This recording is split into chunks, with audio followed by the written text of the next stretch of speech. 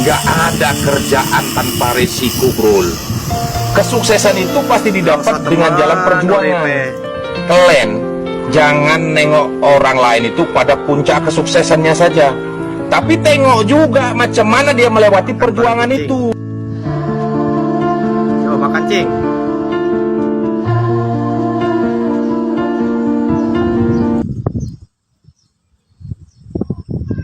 Kakinya gak aku.